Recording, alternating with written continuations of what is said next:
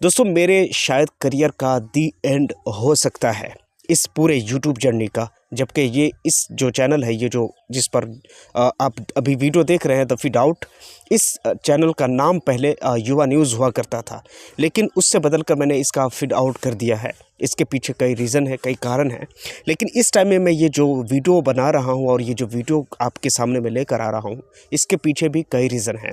सबसे पहली बात ये है, जिस तरह इंडिया में लगातार एक ऐसे बिल लाए जा रहे हैं जिस फ्रीडम ऑफ एक्सप्रेशन को लेकर, कई सारे फ्रीडम्स को लेकर के जो बिल लाए जा रहे हैं, साथ में यूट्यूब है, उसी के साथ फेसबुक है, उसका जो रूल है, रेगुलेशन है, उसकी वजह से आप अगर देखेंगे तो कई बार आप ऐसी बात जो आप करना चाहते हैं, फॉर एग्ज़ाम्पल अभी आप देख लीजिए कि आपके आजू बाजू में क्या कुछ हो रहा है। दिल तो करता है कि उसके बारे में अच्छे से बात हो, खुलकर बात हो, लेकिन मुझे पक्का यकीन है कि अगर आपने खुलकर बात कर दिया तो आपके सामने रुकावट एक तरफ से नहीं होने वाली है, बल्कि रुकावट कई तरफ से आने वाली है। फॉर एग्ज़ाम्पल अगर सरकार की नज़रों से बच गए, अगर सत्ता दल, सत्ता रूलर के अगर नज़रों से बच गए, तो यूट्यूब आपको नहीं छोड़ेगा। यूट्यूब से बच गए, फेसबुक आपको नहीं छोड़ेगा। कहीं ना कहीं आपको अच्छे से उस चीज़ का अंजाम आपको भुगतना पड़ जाएगा। सोच कर देखिए कि आप वो बात जो आप कहना चाह रहे हैं, अपनी आँखों से, अपनी नज़रों से देख रहे हैं कि सही क्या है और गलत क्या है, बावजूद इसके आप वो बात नहीं कर सकते हैं। ये कई सारे रूल और रेगुलेशन हैं। फॉर एग्ज़ाम्पल मैं इस चीज़ का कीमत अदा कर चुका हूँ। मैं आपको सुनाना चाहता हूँ। पहले गज़ा में जो कुछ हुआ था, इस चीज़ को आपने और हमने बहुत अच्छे से करीब से देखा और सुना है। यकीन मानिए, आज कोई अपने गांव, शहर, कस्बा, मोहल्लों को इतने अच्छे से नहीं जानता है जो आदमी अगर 5% भी अगर गज़ा से रिलेटेड अगर इंटरेस्टेड है, वो गज़ा के बारे में जानता है। क्यों? आपने सोचा कभी? इसलिए कि गज़ा के बारे में इतनी बार बात की जा चुकी है। जबकि गज़ा की सच्चाई क्या है जानते हैं आप? गज़ा से 80% कोई ख़बर आती ही नहीं है। अब आप कहेंगे ये कैसे? तो ये जो बड़ी बड़ी जो ख़बरें आती है वो कैसे आती है? मैं आपको बता रहा हूँ वो कैसे आती है। वो इस तरह आती है, जैसे आप किसी भी चीज़ को देख लीजिए, किसी भी बड़े मीडिया हाउसेस को आप अगर देख लीजिए, तो वो उनका अपना एक नैरेटिव होता है। बड़ी बड़ी जो चैनल्स आप तक ये ख़बर पहुँचाती है, उनमें अधिकतर वो बड़े बड़े पैसे वालों का है। उनमें अधिकतर आप अगर देखेंगे तो वो इज़राइल से इन्फ्लुएंस है। अगर आप उनमें देखेंगे तो वो अमेरिका से इन्फ्लुएंस है।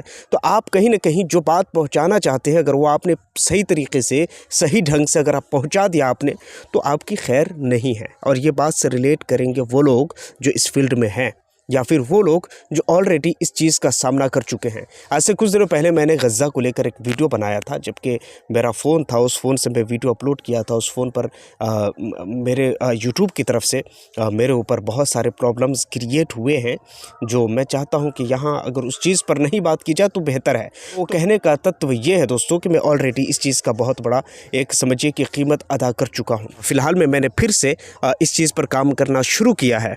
अब मैंने क्यों कहा है कि मेरे करियर जो यूट्यूब की जो जर्नी है, यहाँ तक मैं दी एंड हो सकता है, इसके पीछे यही रीज़न है कि कभी भी जब भी मुझे ऐसा लगा कि मुझे अपने हिसाब से बोलने नहीं दिया जा रहा है, कभी मुझे ऐसा लगा कि मुझे इस हिसाब से बात करनी है, मुझे जो मेरा पर्सपेक्टिव है वो मुझे सबके सामने रखना है, जो मैं चाहता हूँ, जो मैं हक और सच बोलना चाहता हूँ, वो मैं चाहता हूँ कि लोगों तक पहुँचे, और वो अगर नहीं पहुँचाने दिया जाएगा तो मेरा यकीन कीजिए मैं उसी दिन ये चैनल यूट्यूब बंद कर दूंगा। मगर कभी भी ऐसा नहीं हो सकता है कि मैं किसी से इन्फ्लुएंस होकर या किसी के दबाव में या डर में आकर मैं अपने बातों को उस तरह से आप तक पहुंचाऊं जिस तरह से सामने वाला चाहता है।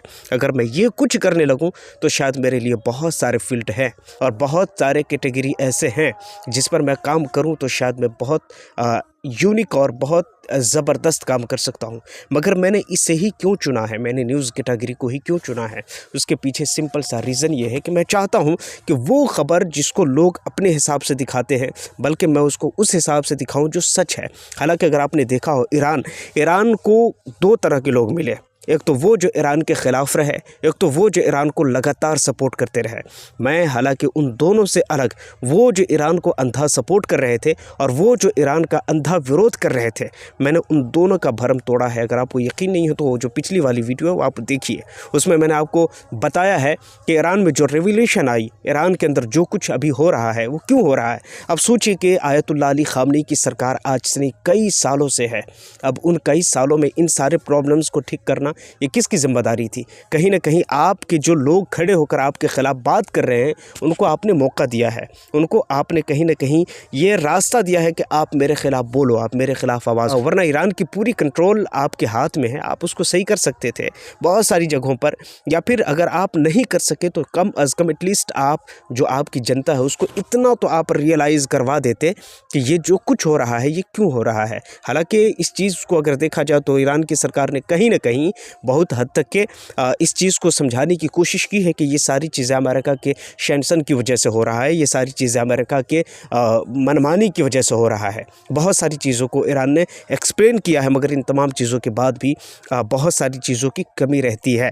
तो मैंने जिस तरह जो पर्सपेक्टिव मेरी थी, जो मुझे बात करनी थी, वो मैंने की है, खुलकर बात की है। आप कहीं भी देखेंगे तो जिस दिन मुझे लगा कि मैं दबाव में हूँ या प्रेशर में हूँ, या जिस दिन मुझे लगा कि मेरे हिसाब से मेरा काम करने में मुश्किल हो रहा है, उस दिन मैं इस करियर को द एंड कर सकता हूँ। अब आपके मन में ये सवाल होगा कि मैं ये सारी बातें अभी क्यों कर रहा हूँ, इसके पीछे रीज़न क्या है, कहानी क्या है? तो सिंपल सी बात ये है, क्योंकि ये चीज़ें मैं जब तक आपके सामने मैं वीडियो लाता हूँ, जब भी मैं किसी मुद्दे पर मैं बात करता हूँ जो कि सीरियस मुद्दा होता है, तो जब भी मैं ऐसी चीज़ों पर बात करता हूँ तो मेरे दिमाग में एक चीज़ रहता है कि ये बात, हालांकि मैं कम्युनिटी गाइडलाइंस का बहुत अच्छे से मैं इस चीज़ को जानता हूँ, लेकिन इन तमाम चीज़ों के बाद मैं मजबूर होता हूँ कि मैं आप तक वो बात पहुँचाऊँ, और मैं पहुँचाता हूँ। फिर उसके बाद जो उसका खमियाजा जो मुझे भुगतना पड़ता है वो आपको नहीं पता चलता है, लेकिन वो मुझे अच्छे से पता चलता है। तो मैं इसलिए ये सोच कर और मैं ये वीडियो बना रहा हूँ, ताकि आज के बाद मुझे कभी भी ऐसा लगे तो मैं आप लोगों के सामने ये सारी चीज़ें रहे।